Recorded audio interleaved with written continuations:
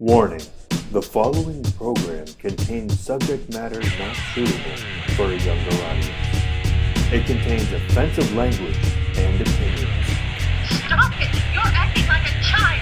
Greetings, ghouls. It's time to discuss, and dissect. Alright.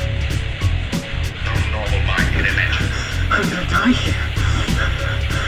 Aren't you drinking? I never drink. Why? Fucking dead bastard. And now, introducing our hosts, the gruesome twosome, Mike and Jeremy. We are Yeah,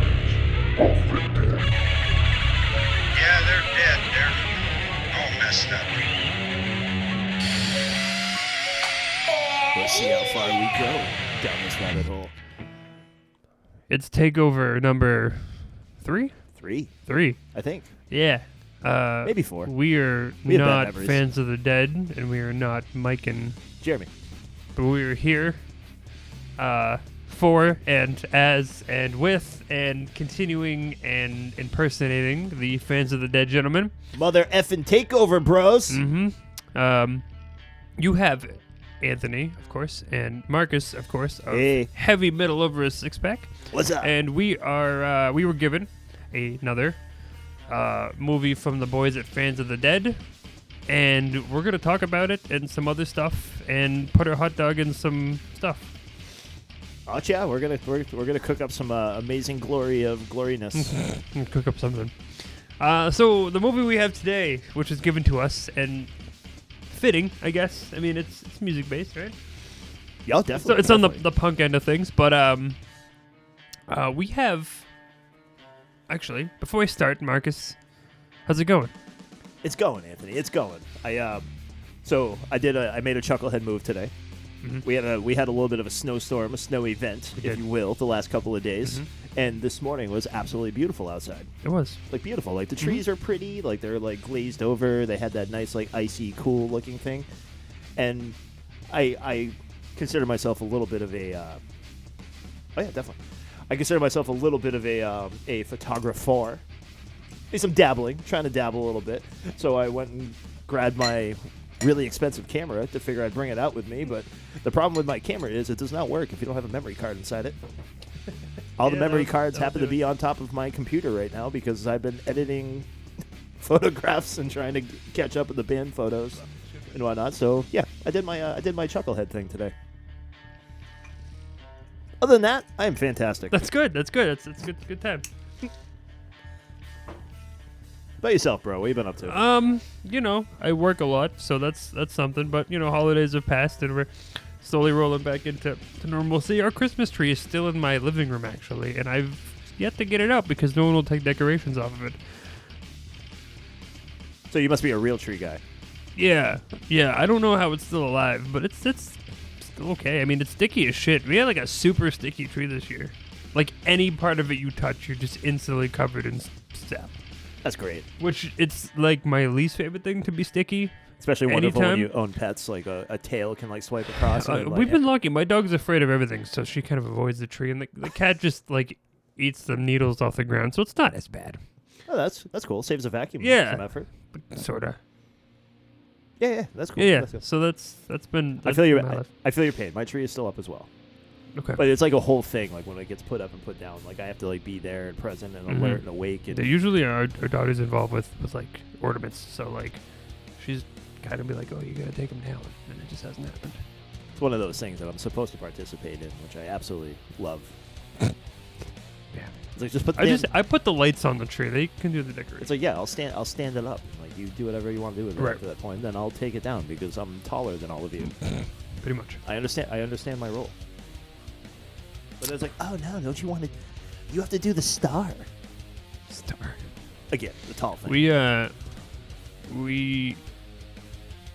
I got it late because we didn't get to put it up, but with the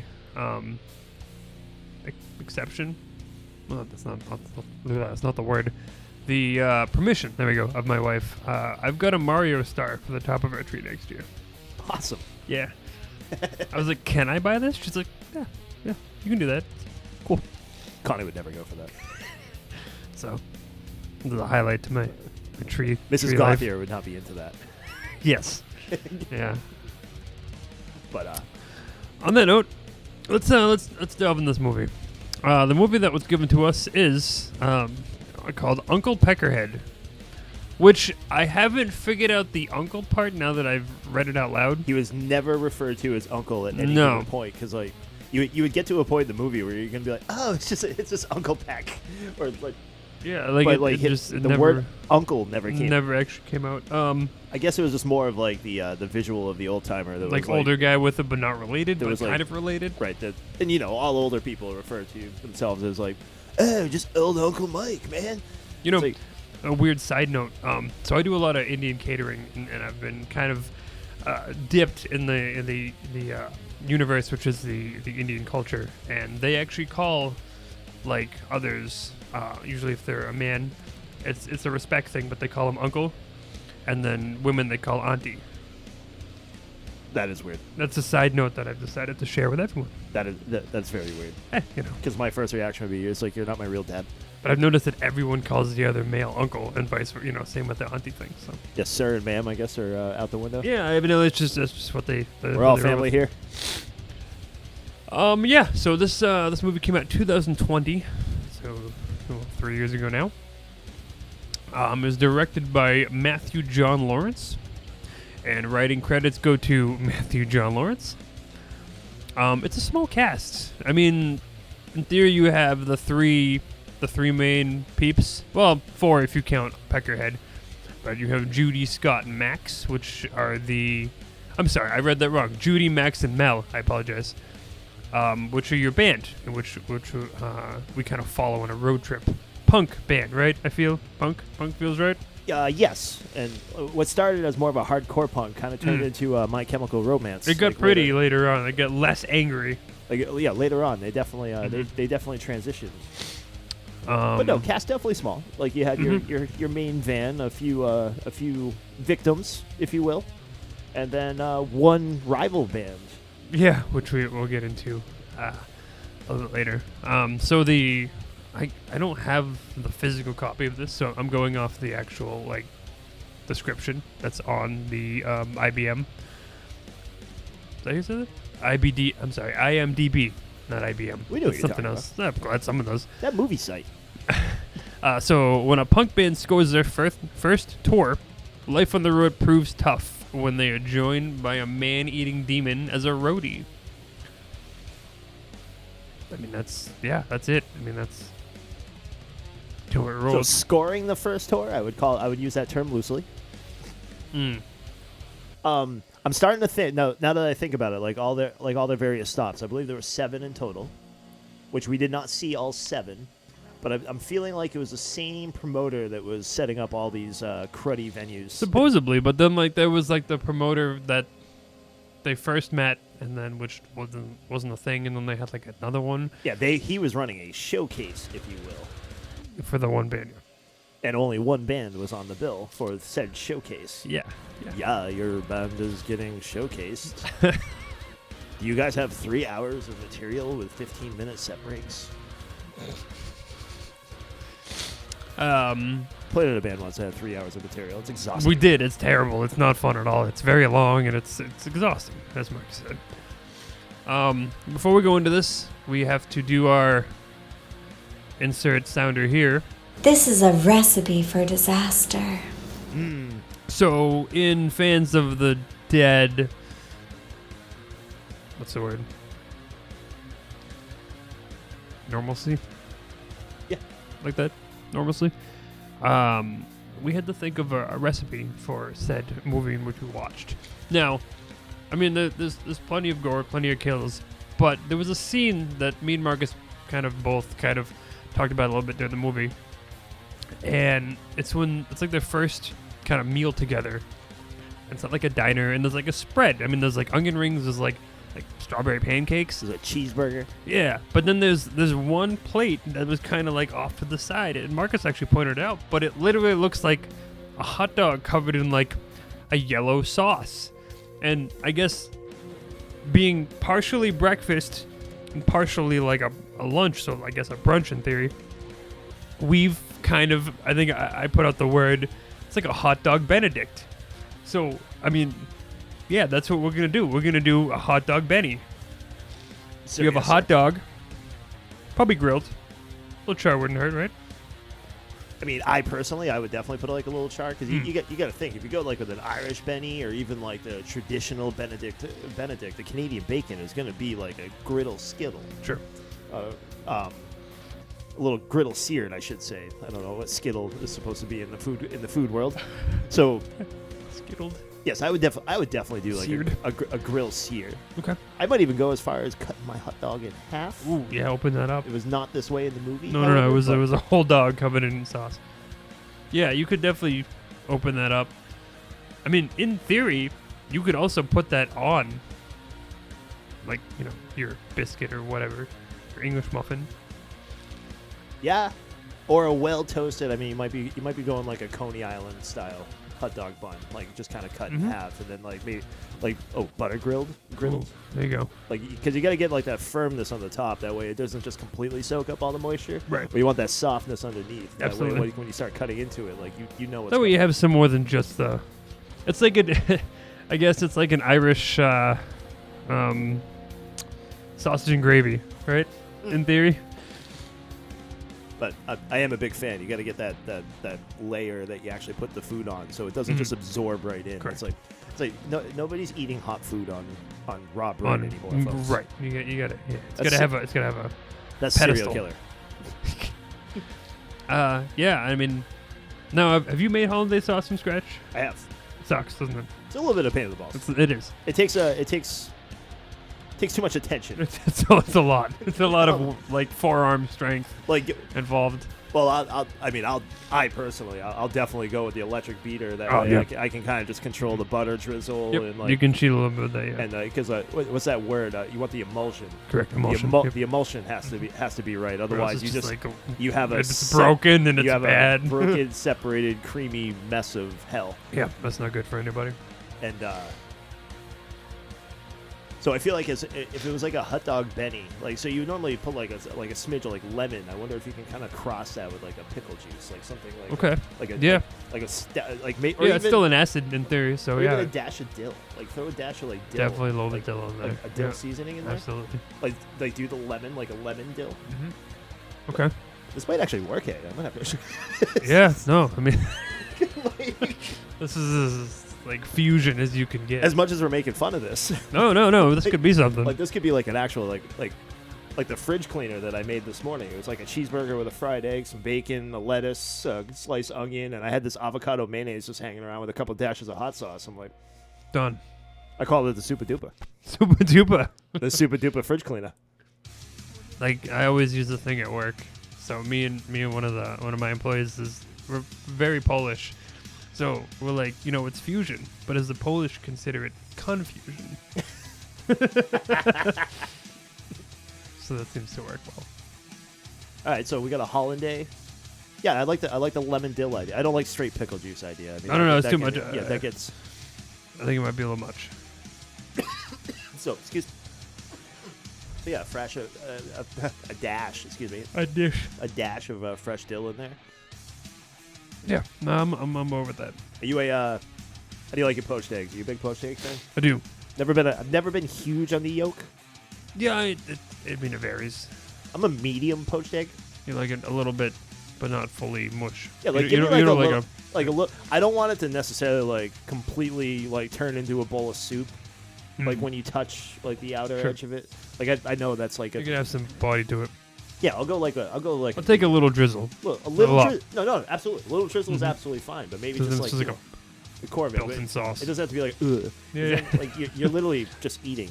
I mean, like mushy yolk at that point. Yeah, it's just egg cook. Okay. So now that we've discussed our culinary, I'm telling you, we're onto something here. yeah, we might. I mean, Want to go more? this is breakfast? another digression, but I mean, for like a future moment in my life, like I've discussed with Rachel, like I would either open a food truck or a breakfast place with her. Because breakfast place, it's not like committed to a full restaurant. You just have like your breakfast and maybe like a little brunch lunch action. Yeah, And then you're done. Then you're done. At like 2:00. Right. Then you're done. Or at least if you have a food truck, I mean, you can kind of set your couple hours and move on. Now, I'll tell you what, nowadays, a lot of the breakfast places I've been to, like breakfast, like used to cost you like $5. Now it's not the case anymore. It's You like go 23. You go out for breakfast right now. It's like, oh, it cost me how much? Yeah, no, that's true. You get a good Irish Benny. It's like, that's $18. What? Yeah. Yeah, What? for what? What? It used to cost me $8. I mean, you buy Way back going in- from my resources. I mean, you buy 15 dozen eggs, cost you about $50-$60. Yeah. Way back in 2003, I used to be able to go out for breakfast for $4.99. Yep, it's true. You can't even get that at McDonald's right now. You go buy a bacon, egg, cheese, biscuit, and hash browns and see what Yeah, right, happens yeah. to you. That'd be $9.75. What? Wait a minute. Does this come with the chicken and the farmer? It's not even the size of the hockey park. Right, exactly. They're not. It's the tiniest thing ever. Ooh, hot dogs Benny, man. Enjoy that. Yeah. You can be experimental with a hot dog, I would say. So if I go hot dog, I usually go, like, I want neck and beak. I don't get, like, too fancy like my hot dogs. So I'm a fan of Nathan's. I will say, though, I am a step above, like, that bar S or whatever. I'll try to avoid that as much as humanly possible. Even it's hard to resist because it's like $1.99 for Yeah, 28 hot dogs. Right. But it's like, what could possibly be in there? Nathan's is my go-to hot dog. White hots are also very good if you can find them. They're hard to find. I mean, again, I'm Polish, so anything in tube meat is good for me. Tube meat is fantastic. Went to a brewery a couple of weeks ago. They actually, on their menu, it actually is labeled as tube meat. I mean, yeah. And then the menu underneath is like everything in like sausage form. For sure. You know what's really good is they actually have the sausage guy. Like, you can buy his stuff, the guy from Boston. Yeah. Yeah. Which is pretty good. Yeah, that's cool. I'm glad he's getting somewhere. Because that was like the best. Like, you leave the House of Blues, like, sort of tipsy. And you, like, he's there. He's fucking dude, ready. that's a Fenway staple for me. And you get your fucking on my sausage way in, and, my way into Fenway, it's a sausage. On my way out, it's a steak tip. Yep. Yeah, that guy's cool. But and also I like a little girth to my dog. Yeah, you it gotta doesn't have have to be the snap. Doesn't have to be like a pencil thin kind of a thing. I actually like a little Absolutely. action Absolutely. there. All right, Right. Now fucking nailed it. that I'm hungry as shit right now. I had the super duper earlier, so I'm actually okay. Not too bad. All right, so going into this movie, I didn't watch the trailer because I wanted to just kind of roll into it. I didn't want like expectations because sometimes I feel like the trailer can ruin movies because sometimes it shows you like the highlighted parts and it's like, well, now I know what's gonna happen. And that's no fun. Or if it's a bad movie, they'll show you all of the best parts. Right, and then like yeah, Then you find out are like the first 5 minutes, and then like the rest of the movie is just hot garbage. yeah. So yeah, we'll roll with this. Based on that first scene, we forgot you can pair your Benny with a delicious scone. Yes, you can. So yeah, let's we'll roll right into the movie here. It starts off essentially the girl who is where's my thing? A very quick, unexplained scene of Judy quitting her job at this tiny like little bakery and like this overzealous like manager who's all, "You were such a great addition, and your flavor your scones combinations were phenomenal." And then there was like two employees like sitting there, like this one old lady who was like, just like I wouldn't feed it to my dog. Basically, you made macaroons that I wouldn't feed to my dog, and your work ethic kind of sucks balls, and and then like the other brown on her way out was like, I thought her scones sucked ass.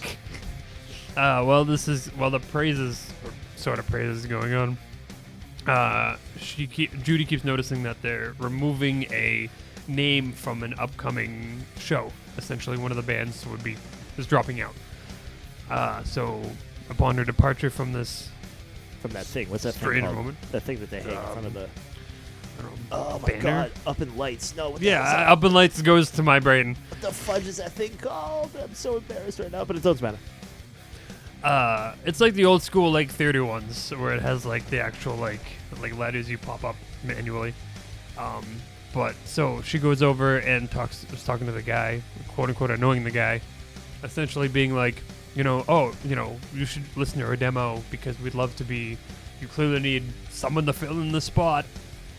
And he's like, yeah. So either you call me after Friday morning or I burn your tape, more or less. Like it's got to be after Friday because he doesn't want to be annoyed by her. So she's cool with that. She runs out. Runs down the street. Marquis. Thank you. And that's like half your name. I feel disappointed that you didn't know that. Dude, I don't know anything about anything. I don't know. How long have you known me? It's fair, I guess. All right, so moving in next scene, she goes what's... Guy was a douche, by the way. He's kind of a douche. He's got a douchey vibe. I'm not gonna if you call me anytime before Friday, I'm burning your demo. Yeah, definitely douchey vibes. She runs away. She gets to evidently finds out to be their apartment, sort of, kind of. Apartment or band room? I couldn't. Yeah, really with an tell, eviction notice on the door. I feel like they were trying to build this band is down on their luck. Yeah. This is like your stereotypical, like, all-in band. Like you're giving up everything. She had a for your music. checklist, and one of them was quit job. Yep. She goes into her house, and on the floor you meet Max, who is their lead or only guitarist, frontman, I guess, in theory, who is not good with band banter, as he's said. His stage presence is... but, like, his stage presence is good when they're playing. Yeah, he plays fine. But, like, and, like, he's got the motions, I mean, he gets into it, but, like, when there's, like, after the song, and you're, like, introducing yourself and kind of talking to the crowd, pretty much, it's just not good. Right. So they were rehearsing. It's like, let's rehearse like our stage presence and our banter. Like, what are you gonna say? Like, oh, hi, I'm Max. I'm Max. We are so happy you joined us today. We are so happy to play. He struggles with it. Fucking lame.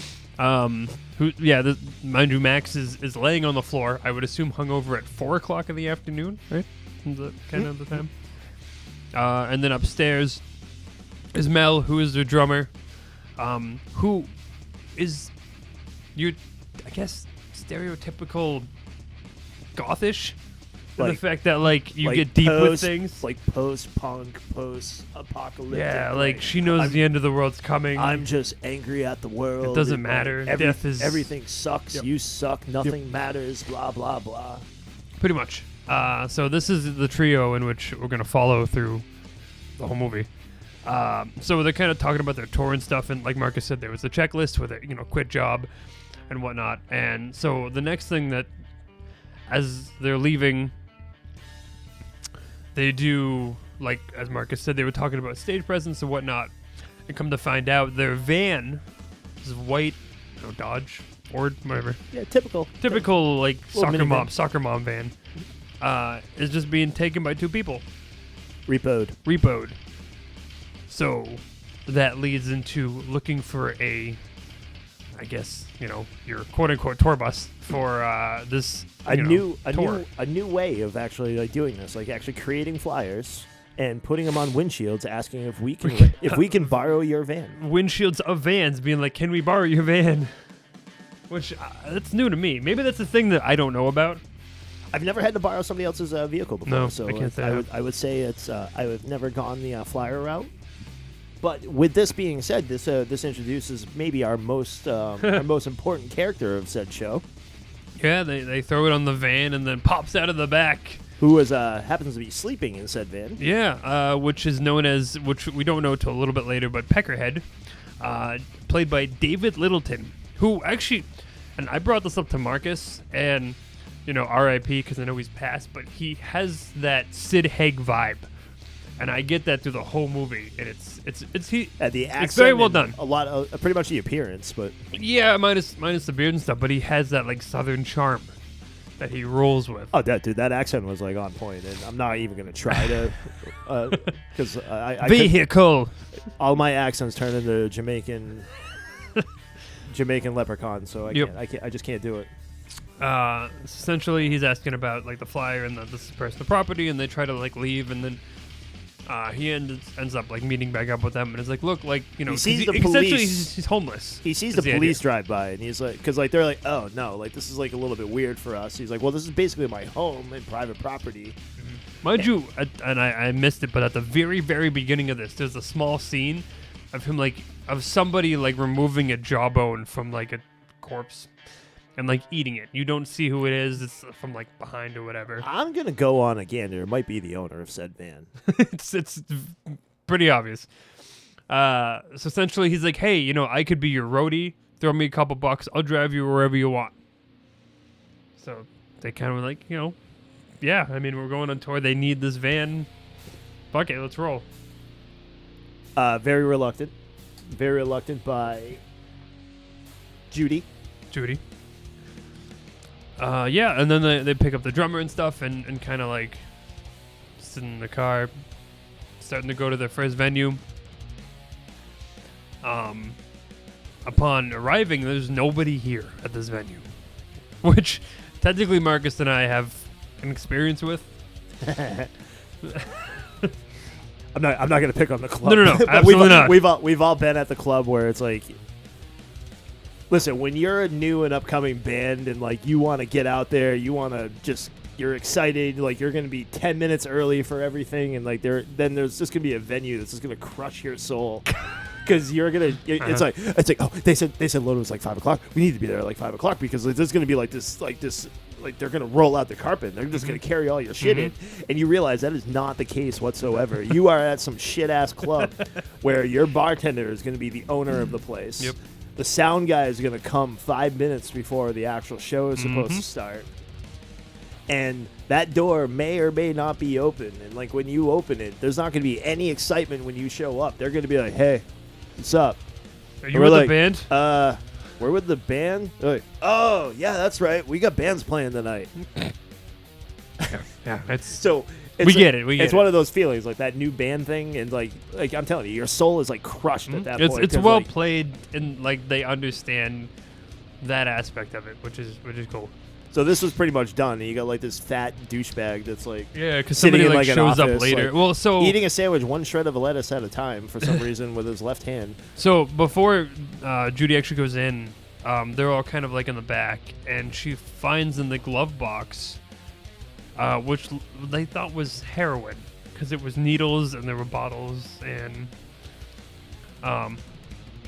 so someone shows up and Judy goes in, and like Marcus said, it's like this chubby boy eating tearing apart a sandwich with his hands essentially, and you know he's also a real dickhead. Yeah, a little over the Peckerhead, I guess. In theory. top. Little over the top douchey. Yep. We should also mention, because I missed it, upon driving to this venue, the girl asked this guy's name, and the name is Peckerhead, and they're like, there's no way this is your name. He's like, her head. yep, and he was like, well, that's what my father called me until the day he died, and like now it's sad because clearly this father did not care for their child. It was relatively comical. Though. Delivered. Yeah, but also sad because it's like clearly he was just like, hey, Peckerhead, like that was what he. It's like a dog. When you call a dog a certain name over and over again, they just assume that's their name, regardless of what you call them. Al Pacino in the movie Two for the Money had a speech, like had a monologue in the middle of the movie where his dad called him asshole so much he thought that's what was his name, and then some guy started yelling from like a top story window, "Hey asshole!" He's like, "Dad, is that you?" Yeah, like, same idea. So yeah, essentially this guy's like, oh well, like you're the only band playing, and we start at 9, which they get there at 5, which is supposedly the Sound guy will be here at 9. That's right, sound guy will be here at 9, and they were supposed to technically like load-in was at like 5. That's what they were planned, and he's like, yeah, you're the only band, so hopefully you can fill 3 hours. 15-minute break in between sets. Yeah, and she's like, well, we have 22 if you count our Misfits cover. Are you fucking serious? I mean, they play their show to what, 3 people? Yeah, typical, you know. Typical bar. Nothing bar with nothing planned. So then at the end they get their cut. 3 whole dollars. single $1 bills. Which are distributed to the band. So, yep. So she hands everybody $1 bill except for Peck. Which Uncle- brings their total dollar amount to $11. Yep, $11 in the bank account. And then this is when we learn the big plot of the story. Essentially. Oh, what time is it? Oh, it's Mm-hmm. basically midnight. Midnight. And he said, oh, let me go use the bathroom. So Peckerhead goes away. And then they're all sitting around in the van. It's like, dude, waiting. he must be destroying that. Yeah, because they told him to shit and piss all over the bathroom. So there was like a long time. So Judy decides to go investigate. Check on the situation. And come to find out, the promoter of said show and bar and whatnot no longer has a head, Or skin. a few body parts detached. Which this part was kind of funny because she like showed up and Peckerhead is in his quote unquote demon form, I guess. Like just gnawing on this guy, and she starts screaming, and he looks at her and he starts screaming because he was scared that she was there and unexpected. So it was a comical thing. It wasn't as gross, but like I mean, there's blood everywhere. Like the walls are covered in it. yeah, it's gruesome. It's gross. It's gruesome. So she runs out and she's like, "We need to get out of here." I must say, I actually appreciate that we didn't dwell on necessarily the gore. Like, you knew Yeah. that there was actually gore in this movie, but like it wasn't like over the top. Correct. Like we dwelled on it, kind of a thing, which I appreciate about this movie. I mean, to be honest with you, this movie was entertaining, like pretty much the whole way through. Like it was always something going on. There were no really dull moments. Like, and it didn't need that over the top stuff to make it good. Oh, absolutely not. For a well, B-level film, it was funny throughout. Like, Yeah. there was a lot of good comedy in Absolutely. this, including the conversation. Like, so because like she runs out to the van, she's like, "Oh, we gotta get out of here. We gotta where are the keys?" It's like, "Oh, I think Peck has the keys." It's like, "Oh, well," it's like shit. And then he comes out. It's like, "Okay, whoa. Like, let me. I guess I didn't have the right opportunity to explain." And he's like covered in blood, mind you. No, covered in blood, completely, like head to toe, like blood everywhere. And then that's actually the funny part, because I don't know if you picked up on this, because like the drummer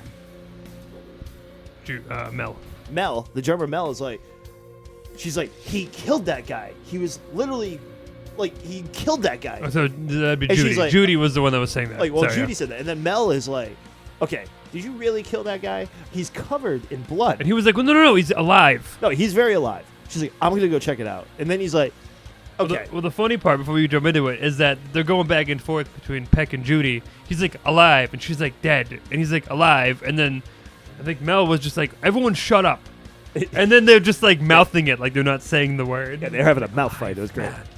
It's like, I'm gonna go check it out. So Mel's gonna go check it out. And then Uncle Peck. He was like, decides, fine. Okay. Wait a minute. You might not want to go in there. Pretty bad. gruesome. Pretty bad. So then they do, and I believe Max is just constantly throwing up in his own hand. Yes, very interesting. And they were poking at the body and pulling stuff out, and like, it's like, why wouldn't you just like leave the room? But then like, it's like, okay, let me just take you guys out. I'll buy you something to eat. Let me just explain everything. Right. Essentially, yeah. And I'll tell you, and that's when we got to the restaurant with the massive Yep. spread. With like, there was The like cafe. 12 plates on the table for the four of them. There was cheeseburgers, onion rings, egg plates, the whole nine yards. the hot dog, the mysterious hot dog. And Yeah. I'll tell you what, me and Anthony, I think both agree on this, and correct me if I'm wrong. After his explanation, I was on board. it's like, this is actually okay. Yeah. So It's like- he's so like- essentially at 12 o'clock he kind of like turns and he doesn't understand it. Like he's not sure like how it happened or Doesn't when know it what started. is. But it lasts for 13 minutes.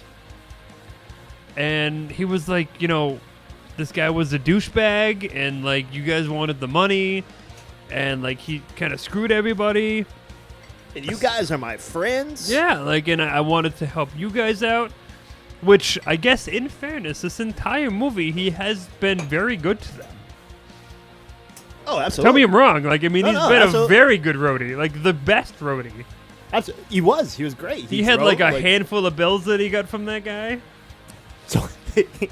So the awesome explanation happens. Judy is all, like, skeptical. And, like, the rest of the band's like, I think we should just go with it. Yeah, fuck it. We're already here. I think we should just finish the tour. Yeah, because he paid for the bill and everything. So and- the whole thing was like the agreement, like that the medicine that was in the glove compartment was like the insulin that puts him to sleep. because she made a comment. It's like, oh, are you like diabetic? And it's like, oh, you're smoking crack. And it's like, no, that's the insulin that puts me to sleep. How do you think I control this? Control my explosion of anger. So they move on. The next stop is at this guy's house, and from the band Piss Face. Yeah, Piss Face.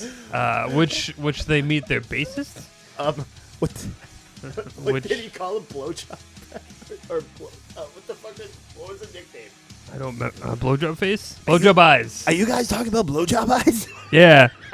So, like, this guy, like, it's literally someone's house, and like, they show up, and so the bassist that shows up, Nick, who Judy talked to. Like, bass player kind of sounded like a goon. He's like the most beautiful man Yeah, ever. like long hair, the whole 9 yards. So, Judy and Max are both into it, and they're kind of like, groveling over this guy. And this is where we come to find out that Max is clearly gay. Not that it's Allegedly. supposedly, but he's got a rock hard erection talking about his camp He's counselor. very excited about Nick. And the camp counselor. the camp counselor, and that's when Peck jumps in and is like, "Oh, are you talking about blowjob eyes?" So then he's like, "Yeah." Nick's like, "Oh, we can go swimming after or whatever." So that they have the pool scene, and Max is being silly and trying to get this guy's attention as much as possible. Like, "Hey, Nick, look at this!" And he like jumps in the pool. So this is kind of your quick romantic scene between Nick and Judy, and they're talking. Yeah, they put Peck to bed in the van. Supposedly that is his medicine. Yeah. After the pool stuff. It's like, oh, everybody's like asleep. I guess I could go. We could just like talk on the couch. Yeah, we could talk on the couch, and then like they're instantly like just banging. Yeah, they're just banging awkwardly. The awkward sex scene. Yeah, moment. and this guy is like all vocal about this moment. Oh yes. Oh yeah. Oh, He's God, just so. And then in this process, Judy sees what she. I guess it's not. It's a vision, but she sees Peck in demon form outside the door, or outside the window, out the window, like, looking watching. in. So she starts freaking out. Then the guy claims he's ejaculating or whatever. Yes, he's inside finishing. of her. And then she goes, "Are you kidding me?" And then it's just awkward and weird. And then she runs out to the van to like confront Peck, but he's still asleep. It's normal. Like he never actually woke up. So that was a vision from her. Allegedly. Essentially, the next morning, we find out that Peck is, as I guess, ironically, an impeccable baker. A crafter of scone. Yeah, very good scones. And now that we've known that Judy is a scone person. Cue flashback of Nick eating the scone, going, "Oh." Yeah, so she's like reliving that terrible her bad sexual experience from the previous evening. Yep. So she's like, "No, I don't want a scone." But then come to find out, she's gonna try it anyways on her own time, secretly. And she fucking loves it. That's actually pretty. She's like, "God damn it!" She's so mad that he's a better baker than her. Son of a bitch.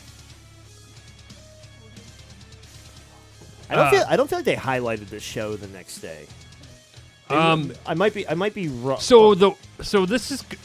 They only showed like the after. Okay, I'm sorry. They only showed like her having like a smoke break, and that's when we meet the douchebag from the rival band. From the band Dominion.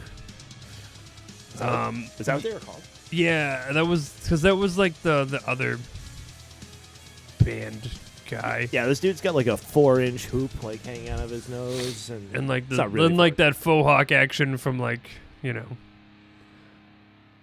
Is it Shiloh? Is that right? Is that his name? I'll take your word for it because I don't actually remember catching his name. I don't remember catching the band name either. Like, I only know Dominion because it was on the flyer they showed. But he's they tried to make him that stereotypical like talk about yourself, like I'm the greatest thing in the world, blah blah blah. Like my music is like he'll ask questions to Judy during the smoke break, and then just like reverts back to him, like, oh well, I'm like a poet and like I write music, all the songs. And she's like, well, yeah, I do like backup vocals. She's like, well, I'm like a full vocalist like all the time. Like, he's a real douche. Like, a real douche. If I ever said anything like that, Anthony, you have all the permission in the world to kick me in the balls. Okay. It's like, oh, you're a full vocalist. Huh? Thank God this is recorded. Keep that in mind. Yeah, so essentially, like, so this is the part where it gets weird because, like, so they're playing with this band, I would imagine. Correct? Well, again, they didn't actually highlight this show. Well, they did like, a little. They like, showed the smoke break, and then they showed like the goodbyes with Nick. Like there wasn't a show in between. In the movie. Yeah, that's right. Yeah. So which I felt was. Yeah, like they weird. They cut it. I'm gonna guess. I'm gonna go on a limb here and say that like the edit kind of like maybe took like just some scenes out. It's like let's get this thing cooking here. But so, what they were pretty much doing was they were building the rivalry because like she obviously like recognized the fact this guy was a complete bag dillweed, like right from the get go, and he excuses himself. He bums a cigarette off of her, takes the pack of cigarettes, put it in his pocket, and tried to walk away with it. Yeah. Like just stuff like that. Adding to the level of douchery. It's like, oh hey, like my cigarettes, like Then they all after all that, upon saying bye to Nick. Of course, Max is trying to get his hugs in, but upon the interaction between Judy and Nick, he instead of getting the hug, she hands him an invoice. What's this? For a morning after pill. That's an invoice for the morning after pill. And that's pretty much how it like they leave from there. Next scene, I believe, is the parking lot. Yeah, where she wants to go to bed. Correct. She's like, oh, let's sedate fucking Peck. I want to go to sleep. And then Max and Mallow like, no, we just opened a beer. We just want to have fun. We're having a good time. And Peck's kind of not all of it. So essentially, she's like, fine. Yeah, we'll take care of it. So the metalheads. So she goes to bed, and then she wakes up the next morning to like commotion, and she goes out, and they're hosing down Peck because he's covered in blood. And she's like, what's going on? And they're like, it's fine, But then they're like, okay, let's explain. And then they're like, flashback to the night metalheads. Before. Essentially, they were all having what happened. They were all to the having metalheads? so they're all having a good time. And so essentially, then Peck's the guy who wants to do the honors of giving him his quote unquote drug that makes him better or controlled. Yeah, they're both egged out by needles. Yeah, and Max is like, no, I don't do needles, but I'll grab you a blanket. So he goes into the van, and then he kind of like reaches out to Mel, and Mel kind of like pushes it away. And then like they hear like this music, and this Honda Civic shows up, blasting metal music, and these from like 80s metal guys like. I would say 1992. Okay, 90s, kind of like when like the metal guys were like a thing, like the leather, like the jean, jean vests, and crazy 80s hair, and your music blows. Fuck you, like. So they get out of the car and they're like put on like this tiny boombox, which is very loud, evidently. So they're playing and they're drinking beer and they're like headbanging and whatnot. And Max, has this little pink blanket and he's walking down. And these guys like notice him, and they start talking shit. And then the guy throws the beer can at the back of his head, kind of knocks him on the ground. And then I think Peck look at Mel or something, and then Mel was just like, take care of him or something like that. Do your thing, Peck. So Peck helped up Max, got him away, and then like went over to the metalhead guys, and they're like, he's like trying to like, can you turn that down? People are trying to sleep, like being polite, I guess, in theory. Like trying to be like, no, like, why don't you do this elsewhere? And then like they were ignoring him or couldn't hear him because of the music. Set the scene for your first two official victims. So he goes over and shuts the music off. And then they're like, oh. And then the one who makes the first move is like clearly like Boston. He's like, oh, you want to go, punk? Like he's like this like super like Boston accent. Like it was weird. This unexpected. So he goes to punch him in the mouth, and then like he like opens his mouth because he turns into demon form. No, they threw the beer can at him. I'm sorry. Yeah, he caught it. He was in demon form. They threw the beer at him. He caught it. Yep, and then he like threw it at the stereo, went into the stereo, like, and blew then up the guy the like box. makes the comment, and then he goes to punch him, and then like punches him like in the mouth, but then like obviously he like opens his mouth and it goes like in his mouth. I guess it seems weird. Yeah, he cut his hand off. Yeah, he bit his hand off, and then the guy's freaking out, and then he like tears his face off with his claws, And then the other guy's like, wow, brutal, man. But then, like, freaking out. And then, like, he goes, like, you know, Sub-Zero Mortal Kombat and just, like, removes the man's entire head and spinal cord. Which sprays blood at an incredible. Because the other two were pretty far away, but they were being covered in blood. So full spray. A lot of full pints. spray. Very Kill Bill-ish. Every pint under pressure. Yeah. So yeah, that was like your flashback, and then of course Mel's kind of like upset about it. Judy. Sorry. Judy was upset about it. Oh, so that's what we do. We just kill people. But like the other two guys were like, yeah, but like he saved us, like he stood up for us, and you know it was for us, man. And Peck was like, yeah, I'm helping my friends. I'm doing what I should have done for my friends. So there's always like this, like, it's weird because it's cool because it puts you on that line where it's like, yeah, he killed these people, but he also was like helping people in the same time. It wasn't like mindless killing for no reason. There was motives behind it. It was meant well. Right, and that's kind of where it draws that line. I mean, disclosure, probably shouldn't kill people in general, but that has this kind of like here at Heavy Metal Lover and Six Pack for the fans of the Dead podcast do not endorse killing people. Thank you. But like for the sake of helping people. It's nice because it makes it for the viewer to be like, okay, well, like now I don't know. Like, is this guy for good? Is he, you know what I mean? Which is nice. It's good. It's not just like, well, this guy's obviously crazy. No, it was almost like he did have it under control, which he declared like earlier. He's like, I got this thing completely under control. Which, I mean, because he didn't attack his friends, the two, you know, Max and Mel. Like, he went for the people who were bad. So it's an interesting take on it. So they moved on.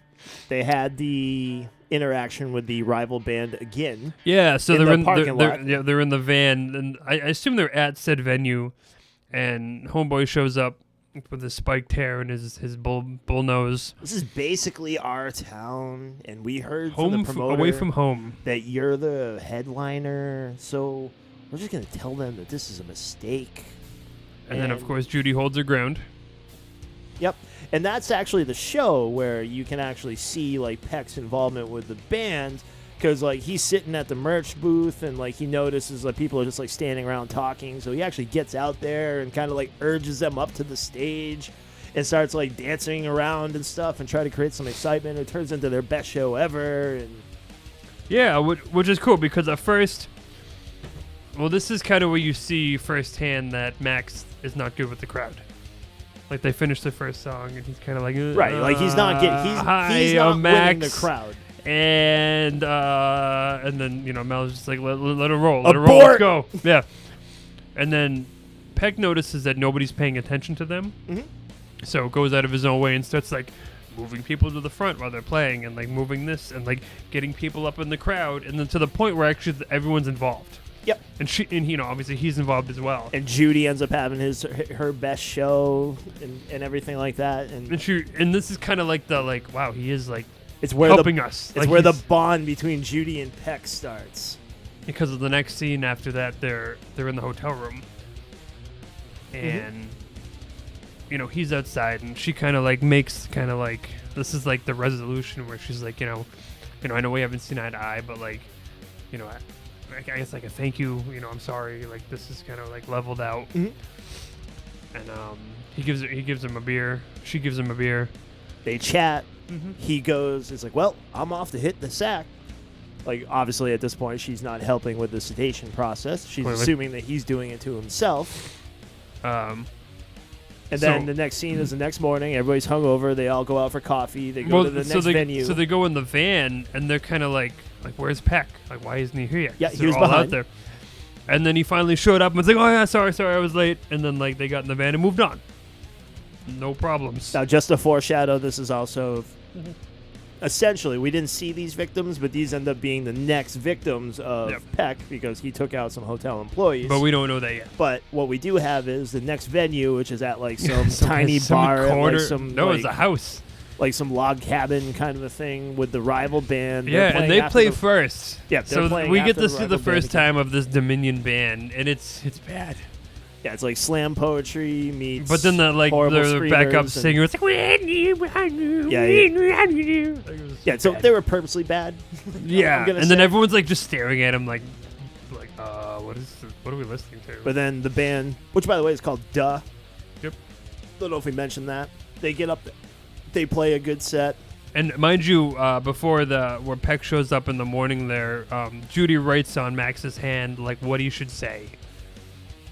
That's For right. his- Yes, because for like, his, yep, the moment where like her and Peck are now best friends. Yep. Yes. So they dedicate a song to him. Yeah, and, yeah. Like says he some actually stuff. does a good job, and he like says the stuff and like this As next is like, song's hey, for if Peck. anybody has a place for us to stay, so they play the song. The show goes well. Then this young girl comes up and says, it's like, "Oh, you guys are great. Do you have music for sale?" They hand her like a demo. It's like, "You still looking for a place to stay? You can all come to my grandma's house." There's actually another band staying there. Also, and turns out to be that. Come to find out, it's Dominion. Yeah, it turns out to be that rival band, and they have this weird conversation before. Well, there's 2 rooms. We'll take the largest room because we're 4 dudes and we need more space, which is a weird assumption. Yeah, yeah. It's kind of strange. So come to find out, the room that they're staying in is like super small. Yeah, like one bed with the walls like pretty much right on top of it. Yeah. So they kind of decide, oh, well, Peck can stay in the room and the rest of the band will stay in the living room. Now, this is when it actually got like a little bit weird because like there ended up being there was a hostage situation. Well, yeah, so to start, Oh. So to start, they go out in the living room and it's The 2 girls. Max and Mel are on the couch, like watching some weird horror movie where it was like a fish monster and then like a guy in like woman's outfit with glasses shooting a gun. I don't know. And then Judy was like, well, I guess I'll grab all this stuff. So she goes, grabs the stuff, comes back. And then it's just Mel on the couch and she's watching TV. And she like pulls Judy next to her. They come to find out it's a news broadcast of the said horror. saying that 2 Said hotel murder. employees were murdered. Yep. From the hotel that they just came from. And that's kind of where they're like, and she's like, where's Max? Because Max wasn't there anymore. She checks her room first, finds that Peck isn't there, Peck is gone. and then goes to look for Max. But Max is being held hostage By the the other rival band. By the other band. because they ended up. I think we forgot that detail. They scored that big venue. Like she called on the Friday morning. He's Correct. like, "Oh yeah, you guys are in." Oh yeah, we missed that, didn't we? So the rival band somehow probably heard of that. And like it's like, oh, it's too bad you're not gonna make it to your venue because like they had Max like tied up like thing like Yeah, a like sock the around whole mouth. nine like hostage situation. And then all of a sudden it's They're like, all tied up. All of them are tied up. It's like, yeah, you guys aren't gonna make it to your next show. I guess but we'll have to show up and be like, we'll oh. just tell them we can fill in for your Mhm. vacancy. And this was like the big one that they talked about. So to fill that void, the one that at the beginning of the movie that the guy was like, call me, Friday or whatever. She ended up calling. They liked the demo. They got the spot, and essentially there's a there's a promoter that's supposed to be there. someone who has a record label, Essentially, Jen Jennings. There's a weird name. But yeah, essentially, like, so it's supposed to be there. So Jen Jennings. So that's kind of what this is like all moving towards. So these guys are like, yeah, I guess we'll just take that spot because you're not going to be able to make it. And then the girl who's letting them use their grandmother's house kind of like peeks in and is like, hey, like, you need to be quiet. My grandmother has to get up early. It's She's gonna be almost pissed." midnight. It's almost you midnight. guys need to be quiet. So he's like, yeah, no problem. Like, not my stay. And then before they like kind of like, I don't know if murder or knock out the guys, there's a knock on the door and like a growl, and come to find out, it's Peck, and he like opens the door and like squishes the guy behind it, so he's just a pasty pulp. Yeah, at that instant point. smash. And then it's weird because it all of a sudden it like goes into the next day, and they're all in the car, and the grandmother and the daughter who own the house are tied up in the back as hostages. Peck's driving, and the rest of the band is like sitting in their normal spots in the van, like covered in just blood and like dirt in the whole 9 yards. Yeah, well, come to find out, and Peck's like, wow, last night got a little crazy, right? And then like it like reverts back to the last night, and like he goes in, and he's like murdering these people, like the band, and then like he rips the guy, like the douchebag guy's heart out, like the main lead singer, eats it halfway into it, realizes it's bad, I guess, and then pulls his pants down and continues to spray shit all over the place. And that's not even made up. That's literally what happened. So everyone's covered in blood and shit and everything. So upon all this, Judy opens the glove compartment, and I believe she finds the registration of the vehicle. The actual owner of said vehicle, yes. Is not him. It's not Peck. This vehicle was stolen from who knows. So between the night before and like this moment, this is about when they start to turn on. A little bit, Uncle because like they ask him like how many people have you killed, and he's like, well, like not including the 4 I just killed. And also come to find out that insulin, quote unquote, that they've been putting in him is just water. Like it does Which nothing. I feel like it's bad for you. I feel like if you inject water, I feel doesn't like that that's like not good. Yeah, It's like putting air in your. Doesn't that kill you? Yeah. Although I guess I don't know, fluid for fluid, as long as there's no air. Yeah. And like No doctors here. it kind of goes bantered back and forth, and he was just kind of like, well, isn't this your dream, Judy, to do this show? Like, why don't we just get to the venue, you can play, and then like... Yeah, she wants to like just stop everything, pull Yeah. over, let the people go. It's like, we're not playing this show. But like, he's kind of like digging into her dream set, like, you know, this may, you know, if you don't do this, you'll probably regret it. So they end up like going to the venue, and they're like, oh yeah. So she meets with the promoter guy, and he's like, yeah, we'll drive around back, and we'll have people help you unload. And she's like, no, we'll do it ourselves.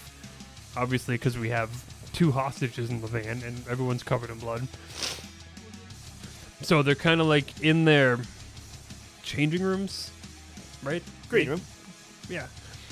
And like Mel is kind of like just like zoning out, and still everyone's covered in blood and shit. Nobody's changed yet. Judy walks out and actually runs into Jen Jennings, and this is kind of like what you wanted. And Jen Jennings is like, you know, we heard your demo, and I think you're right up the alley that we've been looking for. Yeah, we should talk next week. Right. Like we have this label, like you're right in our ballpark. And she notices while this woman's talking to her that Peck is kind of like going back into the green room. And she's like, I'll be right back. I gotta check some real quick. So she goes Jen in Jennings there. is feeling like all like disrespect, like, oh little wow, bit. this girl doesn't want to talk to me Right. right now, and So she goes back, and you know, he's just like hanging out which with they them. never revisited, by the way, No. ever. So sitting in like with the rest of them, and they're kind of like Peck's there. She's like, "What are you doing here?" He's like, "Oh, I'm just melding with everyone will be part of this." And that's when she makes the decision that you're out of the band. I don't want Peck here anymore. You're done. And then the rest of the band, they kind of do a vote. And the other He says, two you don't guys- have the authority to make that decision. She takes a band vote. Everybody raises their hand. He stands up and is like, you should think long and hard about that vote of yours. It's almost midnight. Because it's almost midnight. And that decision that you made, and then, walked out, and like they're going up to the stage, and then... A police officer shows up. Yep, that's when right they, before they go on Which, by the way, stage. they never got the poo or the blood off of them. No, they were still covered in all of the liquids. Yeah, just poo and blood. Poo and blood for days. And long drawn out, he's walking away, looking at her. She's looking at the officer. The police officer was like, "Is that your Dodge van out there? Is that like, yours?" Over and over and over again. And she never said it was his. And then it showed them all being arrested. Yep, they're all getting arrested. pulled away. They all go to prison. Yep. So they're getting loaded into like the police cruisers, and then it kind of fades out, and then like there's a thing. It says 8 months later. 8 months later. And then they kind of go over like it's kind of like a newsreel, like they go like the old timey TV like kind of thing, and they're going over like their trial, and like they bring up the murders of the kids in the parking lot. Because I believe the grandmother and daughter go on trial, essentially, because they were hostages. And they identified the guy with like a hand drawing. amateur drawing is just like on like a notebook paper. work. So essentially, the 3 go free because they were said to be like taken hostage by this older gentleman.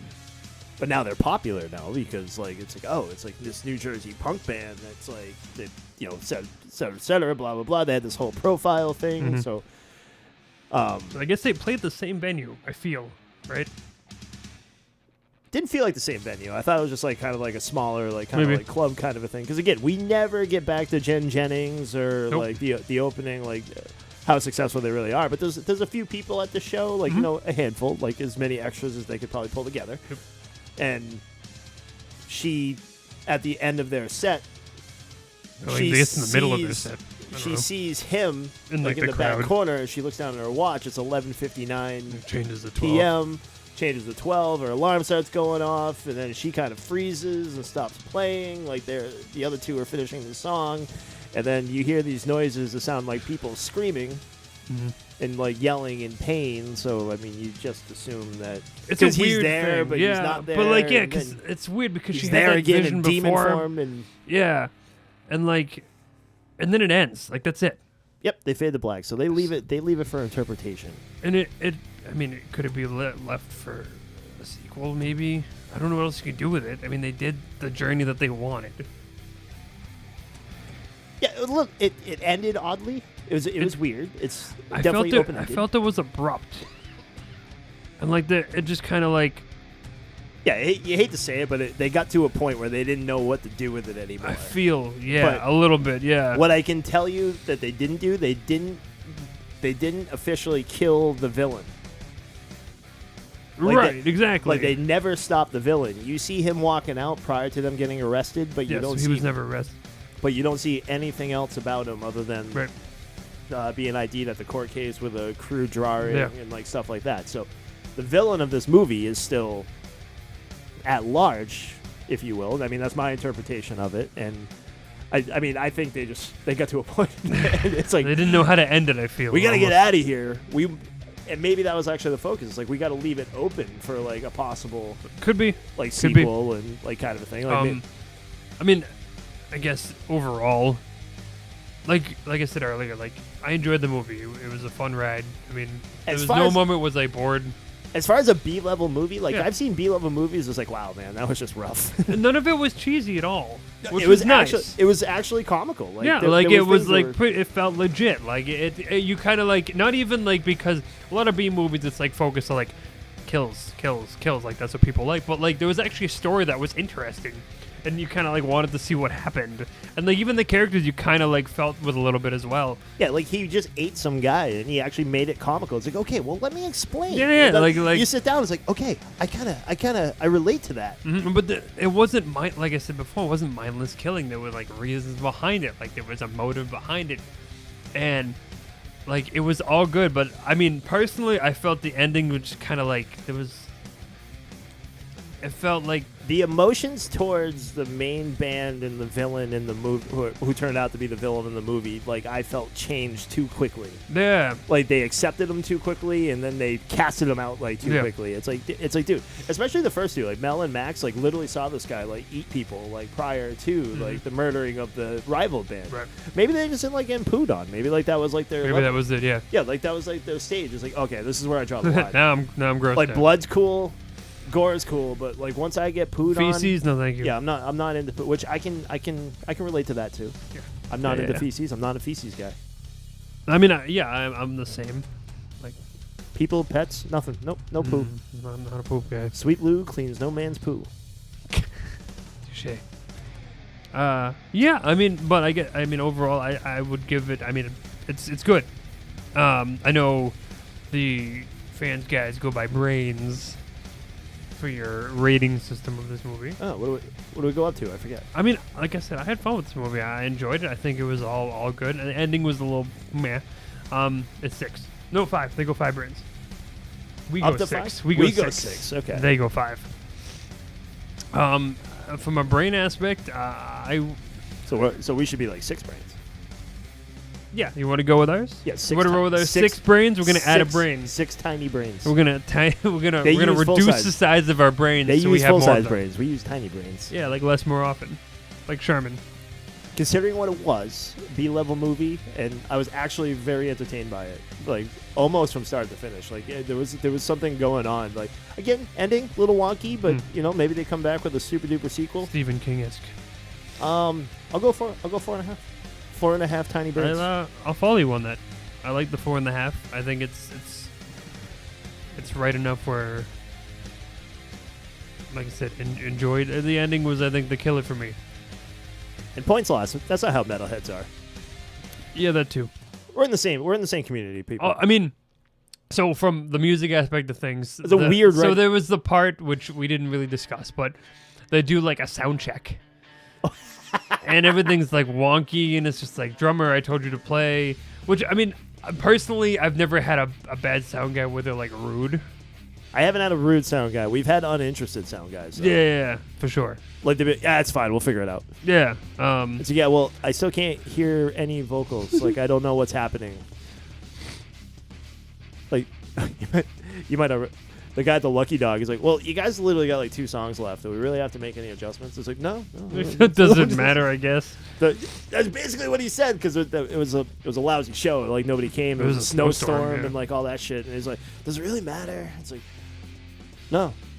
No, bro. Don't matter at all. Thanks. Thank you. Like, I mean, you guys could just stop if you want. Yeah, it's we like, don't even have to finish. It's like, no, we're gonna exit out like with 2 songs. Like, that's what we're gonna do. Might as well. But yeah, I think that whole club scene, they were just trying to make them over the top, like douchey. I mean, maybe the writer was in a band one time and had like a bad experience. Possible. It's very possible. It's like, this is what I wanted to do to these people. Yeah. So I wonder if it was the same actor. maybe it was one. I don't know. Like because it was just the voice of the sound. It was just guy, the voice, and it was a muffled voice. Bass next. And then we do vocals first. Oh, sorry, bro. Which we haven't had that. Usually they do vocal. They do the mics last. They do the instruments and they do the mics last. Yeah, that wouldn't be how that works at all. But again, we've never toured, so. Well, you do your back line, you do your guitars, and then you throw your front line. Yeah. Then you throw your. No. Overall, very entertaining. Good watch, yeah, for sure. Good job. Thank you. Thanks for the recommendation, boys. Yeah, hell yeah, absolutely. To finish this off, they usually roll with Horror Babe of the Month. Babe of the Month? I'm gonna modify this slightly for you, folks. Yeah, only slightly. Yeah, we're gonna roll a little differently. Not necessarily babe, but I would say that because I mean she's been around for a while. She was born in 1943, October 12th, so right in the right area. Out of respect, we will refer to her as Maiden. Yeah, we'll use our own kind of twist on it. So this would be our Maiden of Horror, right? Is that a good? I mean, I guess the general term is Scream Queen. But so this is actually I pulled this from a personal side of things. And we grabbed Linda Shay. She's an American film, television, and theater actress. A career spanning over 40 years. She has appeared in more than 100 feature films. But I guess she is best known for starring as Elise Rayner in the Insidious film series and as Magda in There's Something About Mary, which Marcus actually brought up. Oh my God, she was actually in a ton of Farrelly Brothers movies. That's a lot. Dumb and Dumber, Kingpin, There's Something About Mary. She's been everywhere. City, Me, Myself, and Irene, and Stuck on You, and The Three Stooges. Yeah, she's been everywhere. But so being Insidious is one of my favorite movies, and I guess sort of series in theory because there's a good amount of them. And I've seen her in a few other things as well. I think she was in that phone one. I don't remember the Call. But she's always in these horror movies, and she's always kind of wild a little bit. And she always like starts normal, but then she gets this crazy vibe, which she does so well. And I feel like she should be noted for that. And I mean, she has a resume, if anything. Not necessarily in the horror, but I feel like every time there's a horror movie around, she's somewhat in it. And she's always got that similar part where she's just crazy. And she does it well. She kind of gives me a little bit of... oh my God. I'm gonna pause here. I'm gonna edit this because I don't remember her name. Oh my god. We're trying to get. Kathy Bates. She has that vibe where she does crazy very well, and she has that edge that kind of gives her that creepiness as well, and I think she does it extremely well. Oh yeah, she sullens down like super duper. Mm-hmm. And every time I see her in a movie, I usually know it's going to be pretty good. She's 79 years old, so that's impressive to still be in stuff because she still has upcoming movies as well, which is pretty cool. Oh, definitely. I don't recall her ever being like necessarily in like a lead role, but she's an excellent like support actress. Yeah, 100%, and it works well. Cause she's that like and obviously master of costume. I can't get Magna from There's Something About Mary out of my head now. Yeah, I mean that's fine. I mean she, like I said, she has such a wide slew of movies, and not necessarily just horror movies. Feels like she has fun with it. Absolutely, she was on The Nightmare on Elm Street, The Grudge, the newest one, and then if you want to change genres, the Cinderella Story, the Something About Mary, all the Insidious ones. I can kind of go down the list in reverse order. She was in Remote. She was in Living with Chucky. She was in The Quarry. She was in the Ted Bundy American Boogeyman. She was in Dreamcatcher with a K, so it's a little different. Penny Dreadful, which I think was a TV show. Darkness Falls, which I don't think it's the same one because that one came out at a different time. She was in, like I said, the Insidious ones. She was in The Black Room, Tales of Halloween.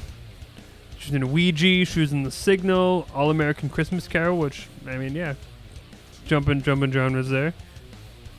The Waffle Hut. I mean, she goes all the way back to her first movie was in 1975. It's crazy. Sanity. I mean, she's got it all. She's been around. She does well. I'm impressed. It's a good pick. Yeah, I enjoyed that pick. we hope you enjoyed that pick. yeah. So I guess that's it, man. That's it. So this is not Fans of the Dead? This is not a Fans of the Dead, but is a Fans of the Dead. This is the motherfucking takeover, bitch. Yes, that is what it is. Large fry, motherfucker. I don't even know what that means. Sweet and sour sauce. Excellent. Okay. On that note, On behalf of the boys, please check out Fans of the Dead, and please check out, if you want, us, because we're alright. We get some more shit coming up. We get some events coming up.